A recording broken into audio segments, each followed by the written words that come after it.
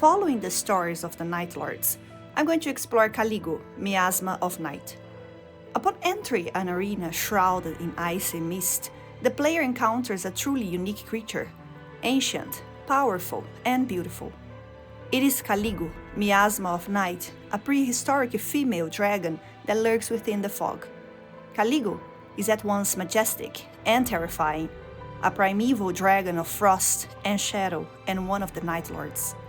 Today, I'll explore Caligo's lore and symbolism, from the alternate timeline of Nightreign and her mythic significance to her connections with Dark Souls' everlasting dragons and the subtle influence of George R.R. Martin's storytelling.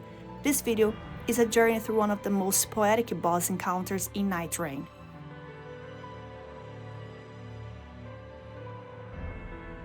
Nightreign operates as a great what-if after the Shattering War. The events we witness are part of a possible reality, where various Night Lords vie for control over a corrupted Lingveld, ravaged by the Night's Tide. In this world, devastated by a cataclysm of darkness, each Night Lord has a motive. Some seek absolute power, others pursue ambition or forbidden knowledge, and in Caligo's case, she was drawn by pure curiosity. Caligo is introduced as a prehistoric dragon which lurks within fog. A being so old and mysterious that her shadowy pair of eyes, framed in frigid mist, are said to appear only at history's great junctures. This makes her presence feel deeply intentional. If Caligo appears only at defining moments, it means she chose to emerge, to witness a singular event, the cataclysm. Her remembrance, Night of the Miasma, reveals exactly this desire. Then, her eye drawn to a certain cataclysm, from out of hidden she leapt with wings unfurled, from she wished to know and to understand, firsthand, just what fortunes and misfortunes the disaster would bring upon the world. One important detail here is the phrase prehistoric dragon. The term prehistoric refers to a time before written history, an era so ancient that no records or documentation exist. In myth and storytelling, calling something prehistoric evokes immense age, primal origins, and deep mystery. It suggests a being that predates civilization, memory, even the world's foundation myths. When Nightreign describes Caligo this way, it signals that she exists beyond any studied or known timeline, a relic of forgotten eras, far older than the ancient dragons like Placidusax, Senesax, Grandsax, or Lansax. Since we're talking about dragon names, let's look at Caligo's name, Caligo, Miasma of Night. Caligo is Latin for mist, darkness, vapor, or gloom. In literature and mythology, fog often represents obscurity, the boundary between known and the unknown. Fittingly, Caligo cloaks herself in a dense mist, disorienting anyone who approaches. The word Caligo also implies a lack of mental clarity, which plays out in the fog that swirls around her. Fog, after all, is also associated with confusion and forgetfulness. When she unleashes her freezing vapor at the Nightfarers, she's not just trying to freeze them, she's trying to blind and confuse them, as if she's desperately trying to escape the confrontation. Miasma, her title, comes from Greek and means a foul, death-bearing vapor, a defilement, a curse. In ancient Greek mythology, a miasma was more than disease. It was a spiritual pollution, a corruption force that infected everything it touched. The only way to cleanse it was through sacrifice to the gods.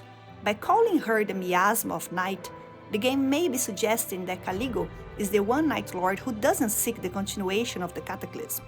Or perhaps, the name implies that she is the toxic embodiment of the Night's curse, her fog a malignant force that saps vitality and will. Another thing that sets Caligo apart, she does not breathe fire. She is an ice dragon. And being ancient, I like to imagine she's an ancestor of the frost dragons before they were defeated by the fire giants in the mountaintops. The defeat of the ice dragons is no history, but Caligo is not, she's something else. In the base game, we meet Borealis, the freezing fog, and upon defeating him, the enchantment Borealis Mist states. The ice dragons were once lords of the mountaintops long ago, until they were defeated by the fire giants and chased from the peak. Even Borealis, a lesser dragon, is called the freezing fog, while Caligo is known as the fissure in the fog. The use of fog is no accident. Both dragons emit a veil of ice mist to hide themselves from predators. In Borealis' case, we only discover him if we wander deep into a remote, frozen plateau. If we are wise, we might avoid that hostile, lifeless region altogether. Everything points to Caligo being one of the last remnants of the lost lineage, a species hunted to near extinction by its only weakness, fire. Her remembrance even makes clear that Caligo spent ages in hiding. From the phantasmal peak upon which she hid herself, she peered down into the world, committing to memory what she perceived. Once again, it was her curiosity that led her to Lingveld, shaken by the cataclysm of the night. It wasn't about power or revenge. As an ancient being, she simply wished to witness, firsthand, what fortunes and misfortune would arise in the world. After all, her age had allowed her to see civilizations rise and fall. Naturally, she would be drawn to the night, to this unexpected shift in the world. Perhaps because of her power and antiquity, she ended up in prison, ultimately becoming a Night Lord. And maybe that's why Caligo's music is so haunting. It is sad, beautiful, ethereal, not the aggressive theme of a monster hungry for conquest, but the mournful hymn of a being caught in a fate she didn't choose. Caligo doesn't fight for domination, she fights for survival. Her attacks often aren't direct blows, but defensive gestures. The freezing mist, the cry that shatters the air above the player, the wild arcs of frost and ice, all seem designed to push the Nightfarers away, not destroy them. But she must disappear, and with her death, the knowledge of forgotten ages die with her.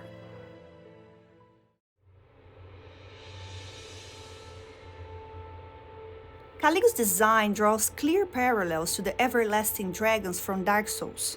She is explicitly described as a prehistoric dragon, potentially a survivor of a nation war.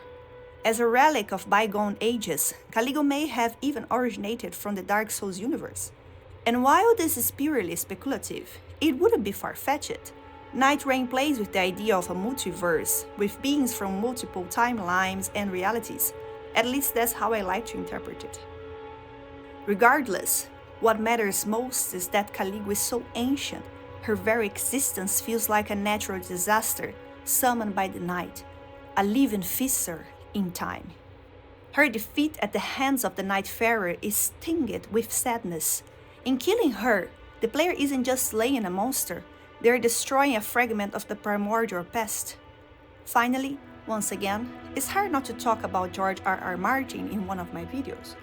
Although Martin wasn't involved in writing Nightreign's story, his influence as the myth maker behind Elden Ring's world is deeply felt.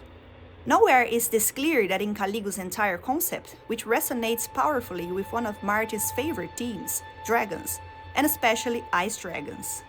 Martins had long been fascinated by dragons, not just the fire-breathing ones, but mythical beasts of frost.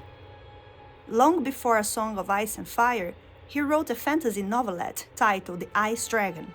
In that story, a young girl befriends a legendary ice dragon in the heart of winter. The creature is described as something both feared and revered. The ice dragon was a creature of legend and fear, for no man had ever tamed one. When it flew overhead, it left in its wake desolate cold and frozen land. The description could easily be applied to Caligo, a legendary, untamable being of pure winter. Although Martin has stated that the ice dragon isn't set in Westeros, it's clear the imagery and themes influence his later work, including the dragons in A Song of Ice and Fire. Within that saga, ice dragons are referenced, though never confirmed. There is a constellation known as the Ice Dragon, and some fans speculate that the others, those mysterious White Walkers, may ride frost-born dragons during the long night. Martin himself once said that the Valyrians weren't the only people to discover dragons, noting that there are dragons in the Shadowlands of Ashai, for example. In Martin's universe, dragons are everywhere. In a 1999 interview, the author stated, "There are no more dragons known to exist. But this is a medieval period, and large parts of the world are still terra incognita. So there are always tales of dragon sites in afar-off mysterious places. Which brings us back to Caligo. When we witness the cataclysm of the night in Nightreign, it is impossible not to think of the long night from Martin's mythology, a time when an unnatural winter and total darkness nearly extinguish life across the world. Caligo, in this sense, could be viewed as one of the harbingers of a long night in the lands between. The fact that Nightreign's plot involves ending an eternal night and bringing back the dawn is strikingly similar to the conclusion of the Long Night myth, where heroes like Azor Ahai or the Last Hero restore light to the world. Dragons are truly incredible creatures. They inspire, haunt, and captivate generation after generation. It makes perfect sense that Nightreign would feature one of these complex mythical beings. In defeating Caligo, the player vanquishes a remnant of the primeval past, so that the present can survive. But in doing so, a part of the world's memory fades away. If you enjoyed this kind of content, where I explore the intersection of video game lore, history, and literature, don't forget to like and subscribe to the channel. Thanks for watching. Until next time, bye!